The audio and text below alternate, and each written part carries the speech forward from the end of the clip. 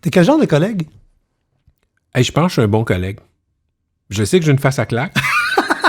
Je sais. Non, mais c'est quelque chose qui est dans ma face.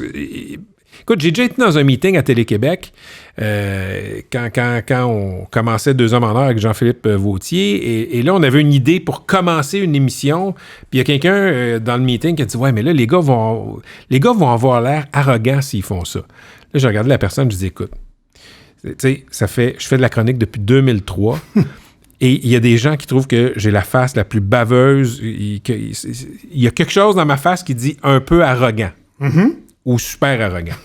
Je peux pas me battre contre ça. Fait qu'on on va même pas essayer de se battre contre ça. On va faire l'idée si elle est bonne.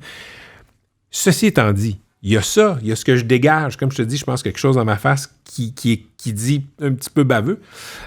Mais comme coéquipier, je pense que je suis un bon coéquipier. Puis c'est important pour moi d'être dans des environnements de travail où, comme leader, je suis pas un leader négatif. Tu comprends ce que je veux dire? Oui. C'est super important parce que quand tu as ta face sur l'affiche, quand tu es au centre du projet, que ce soit à télé ou ailleurs, c'est facile de devenir un monstre. C'est facile parce que la production est centrée tourne autour de toi. Tu es au centre de la production. Fait que c'est facile de dire « Hey, comment ça se fait que mon ketchup, c'est pas telle marque? » Tu comprends? C'est facile de devenir un monstre. Et il y en a beaucoup qui le sont devenus. Moi, je veux pas être ça. OK, on va vérifier. J'ai appelé quelqu'un, mais je suis pas sûr si ça a marché. Y a-t-il quelqu'un au bout du fil? Ouais, allô? Allô? Alors, on parle à votre collègue. Ben, Patrick Lagacé est très capricieux sur les condiments. Quand c'est pas du Heinz, on le sait assez vite. Il n'est pas de l'American Whip, il veut de la vraie mayonnaise Hellman. C'est même pas vrai. C'est même pas vrai. C'est même pas vrai. Tu le sais que tu dis de la boîte, PY. Sérieusement, PY, comme collègue, quand les caméras sont pas là au quotidien, il est comment, notre ami?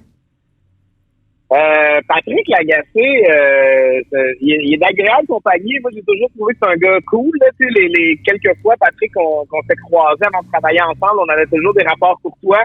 Je trouvais que c'est le genre de gars avec qui tu as envie de prendre une bière. Tu le croises, vite, échange une couple de mots. C'est un gars qui a la jasette facile puis qui a de l'entre-gens. Tu sais, il y a des gens avec qui c'est facile de faire ce qu'on appelle du bon small talk en bon français. Pat qui inspire ça. Je pense que c'est un gars franchement sympathique. Pour ce qui est du travail, moi, j'ai vraiment rien à redire, Patrick. Je trouve que c'est un excellent employé. Je te réengagerais n'importe quand. Je regrette vraiment pas mon choix. Très bon. Et en terminant, tu me parlais des talents de Patrick lorsqu'il rédige ses articles. Ben, c'est d'écrire d'aussi beaux papiers quand tu sais que c'est tapé avec ces 2 index.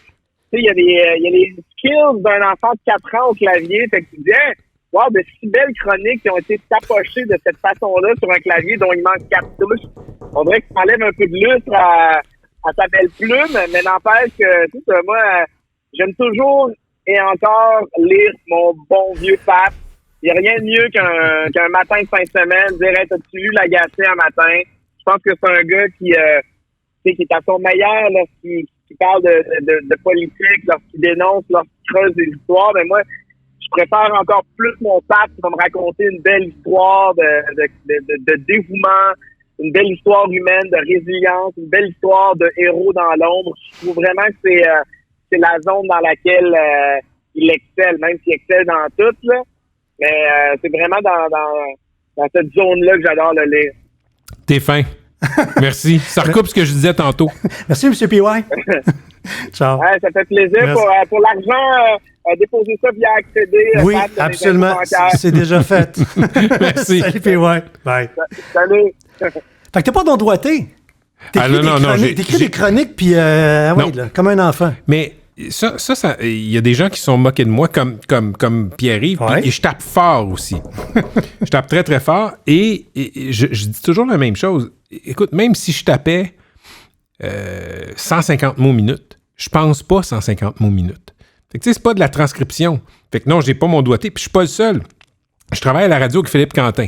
Ouais. Philippe Quentin, mon ancien rédacteur en chef à la presse, qui écrit depuis 30 ans et plus. Et Philippe, j'ai remarqué, il est à 2 doigts aussi. On n'est pas... souvent, là, on l'a jamais eu, le cours de doigté. Moi, j'ai eu ça en secondaire 2. Secondaire 5, Dans le cours d'informatique, puis j'étais pas bon, puis ça m'intéressait pas. Puis, écoute, à l'université, pour montrer comment je suis vieux, là, en première année à l'université 91-92, je faisais mes travaux à la main. Il y avait des services, ça existait, il y avait des business de tu fais ton travail à la main et quelqu'un te le retranscrit. Toi, t'aimais mieux faire de l'overtime à la job?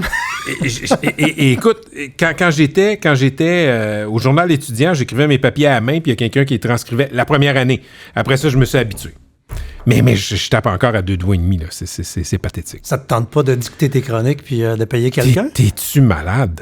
Mais non, le fun, c'est d'écrire, c'est d'être devant. Puis il y a quelque chose qui se passe entre ta tête puis tes doigts qui peut pas se passer entre ta tête puis les doigts de quelqu'un d'autre. Je pourrais pas dicter ça. Je pourrais jamais dicter ça. C'est vrai que c'est pas pareil. C'est pas pareil du tout. Puis la petite voix intérieure est connectée sur mes doigts.